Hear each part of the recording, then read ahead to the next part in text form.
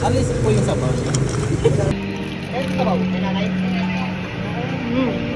Kung saan nga may kainan, nandun din yung mga pabigat. 10 oras na nga ng gabi, heto na naman kami, pakalat-kalat. Abay, hindi talaga kayo nagsasawang gumala at gumastos, no? Galing nga pala kami sa galaan, tapos may nadaanan kaming kainan. Nandito nga pala kami sa may Cheng's Kitchen na matatagpuan sa may Amparo Village, North Caloocan. Na-conscious nga kami kasi yung kusina nasa kalsada, kaya napastop over muna kami. Conscious? Saka nga pala mga guys, don't believe me, ang mumura ng mga paninda nila dito. Kaya ang lakas umorder netong atab kahit na wala naman siyang pangbayad. Thank you. Alis po yung sabaw. Nireserve na nga pala nila sa table namin itong in-order kong sisling sisig. Tapos nireserve din nila agad itong in-order naming sabaw. Ang tawag daw dito ay laksa. Hindi ko alam bakit kami umorder nito pero mabisa daw siya pampagaling ng pigsa. Uy, charot lang, sinong may pigsa? Pero in fairness, ang dami ng servings, 99 pesos lang yan. Try mo to kung gusto mong may mapatunayan. Ito nga pala yung sisling fish fillet nila na 95 pesos lang pero hindi sa akin yan, binidyohan ko lang. Ito talaga yung in-order ko kay Ninang Thea to pero titikman ko muna. Inihaw na liempo sana yung gusto niya kaso sold out na. 110 pesos lang yun pero isang buo na sana. Itong sisling sisig nila hindi ko na maalala kung magkano. Tinry kong basahin yung video ko pero hindi ko na mabasa yung presyo. Hindi ko alam kung 80, 70 o 90. Basta wala pa sa 100. Punta na lang kayo kung gusto nyong malaman. Ang dami ko nang iniisip na problema. Paproblemahin ko pa ba yan?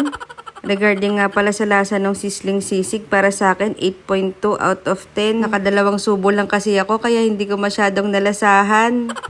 Hindi, joke lang. Para sa akin, masarap naman siya. Ayoko lang magbigay ng perfect 10 at baka mabash pa dahil hindi naman ako maselan sa lasa. Lalo na kapag kalibre, masarap para sa akin.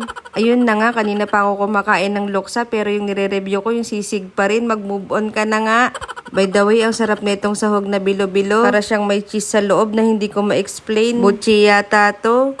Akala ko yung bilo-bilo pang ginataan lang, pwede rin pala dito. Para nga pala siyang ramen na medyo manamis-lamis yung lasa. Rate ko nga pala dito 9 out of 10 kasi mahilig ako sa matamis para hindi mo ko masyadong mamiss. Uy, ang corny! Heto na yung pinakahihintay ko. Ako nga pala yung last na dumating yung order. May libre pa siyang graveyard. Ang tagal nga bago i-reserve pero baka inaantay lang nilang mag 45 days yung manok bago nila katayin. Mainit-init pa nga bagong prito yata. Ang tagal ko nang gustong makatikim ng chicken joy ni Diwata kaso hindi kami makapunta. Buti na lang meron ding nagbebenta dito ng hita. Kaso sa dami ng nakain ko parang hello kubeta. 89 pesos nga lang pala to. May java rice ka na. Hindi nga lang only rice at only soft drinks pero only soup naman. Pero pwede na para sa mga katulad kung hindi naman malakas kumain ng kanin. Mukha lang ako malakas magkanin pero hindi naman. Bloated lang talaga yung tiyan ko dahil sa hangin. Ano yan? Vulcanizing? Tara, kain na tayo. Lo ang arte.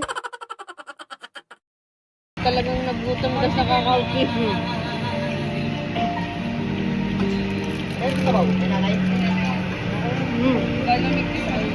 Isda.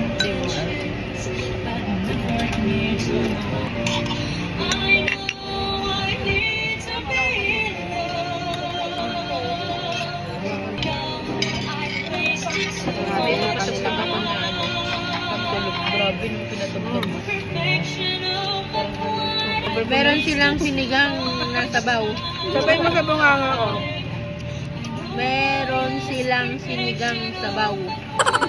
Sa lakas nga ng background music, hindi na marinig yung sinasabi ko kaya manual voice over na lang nung kapatid ko. Tapos na nga kami magbalot-balot ng iuwi naming buto para sa alaga naming aso. Kaso may nakita kaming mga aso dito kaya binigay na lang namin. Ayun lang, busog na naman ng mga constituents. Sa susunod ulit, maraming salamat sa lahat ng nanood. Paalam!